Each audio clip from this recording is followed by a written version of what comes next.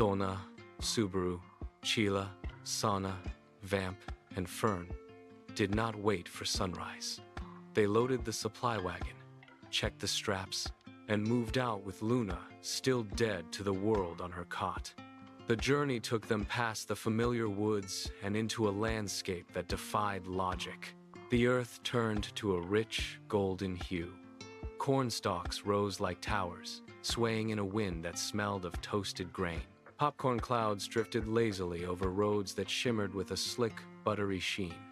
This was the Corn Valley, a kingdom built on the promise of harvest. But the wonder vanished the moment they reached the gates. Queen Pop stood waiting, her hands gripping the iron bars, her face drawn tight with exhaustion. She did not welcome them with ceremony. She unfolded a map, pointing to a jagged red mark where the fields had been torn to ribbons. A massive creature was moving through the stalks, eating the kingdom alive. She turned to her elite warriors, Ben and Violet, and signaled them to join the party. The group turned toward the fields, their pace quickening as the sound of snapping stalks echoed from the horizon. Luna remained motionless in the wagon, unaware that the ground beneath them was already trembling. The team reached the heart of the fields just as the beast tore through a row of golden stalks. It was a hulking mass of jagged plates and muscle, moving with a rhythmic, crushing force. Ben and Violet lunged forward, steel flashing, but the creature swiped a massive limb, sending them tumbling into the dirt. The ground shook with every impact. While the air filled with the scent of crushed grain and ozone, Luna drifted in a silent, lightless void. She was not alone.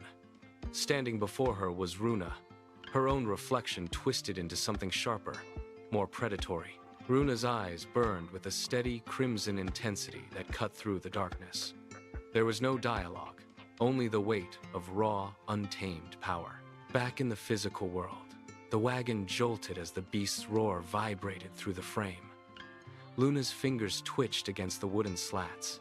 A dark, oily energy began to bleed from her skin, pooling around her like ink in water. The team scrambled to regroup. Luna bolted upright, her eyes snapping open to reveal a piercing, unnatural glow. She did not wait for the team to react.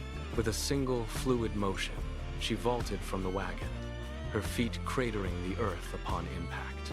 The dark energy radiating from her body distorted the air, turning the golden fields into a blur of motion. She sprinted toward the armored beast, her strikes hitting with the force of a falling mountain. Every blow shattered the ground, sending shockwaves through the rows of corn. The beast roared, its armored plates grinding as it lunged, but Runa was faster. She pivoted, her gaze locking onto Fern. "Now!" she shouted. Fern did not hesitate. He lunged forward, meeting her outstretched hand. The air between them ignited as their forms blurred. In a blinding flash, the two merged into a towering Oni-Dragon hybrid. The creature stood 10 feet tall, its wings unfurling to cast a massive shadow. It opened its maw, and a torrent of white-hot flame erupted, engulfing the armored beast in a wall of fire. The monster shrieked.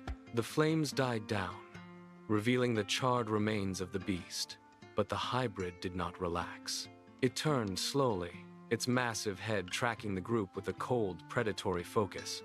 The Oni spirit had fully eclipsed Luna. Runa's crimson eyes scanned the team, and with a guttural roar, the hybrid lashed out. A tail whip shattered a nearby wagon, sending wood splinters flying. Donna dived behind a row of stalks, shouting for the others to scatter. The hybrid moved with terrifying speed, its claws tearing through the earth. Subaru and Vamp attempted to flank it, but a swipe of its massive arm sent them sprawling into the dirt. There was no recognition in the hybrid's gaze. Sheila threw a binding rope, but the hybrid caught it midair, snapping the thick fibers like thread. Sauna signaled for a coordinated strike, directing the group to encircle the hybrid. They moved in unison, using the terrain. The hybrid form shuddered and collapsed, the dark energy bleeding out into the evening air like smoke. Luna fell limp, her eyes closing as the Oni presence vanished.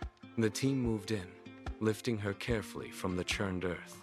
They marched back through the golden fields, the silence of the kingdom replacing the roar of battle. Upon reaching the palace, they carried her directly to the royal sauna. The room was thick with rising vapor, the air heavy and warm. They lowered Luna into the basin, the water swirling around her. She stirred, her eyelids fluttering before she opened them, clear and steady. One by one, the others stepped into the pool. The heat pressed against their skin, loosening muscles knotted by the fight. No one spoke. Outside, the kingdom of corn stood still under the night sky. The struggle had ended.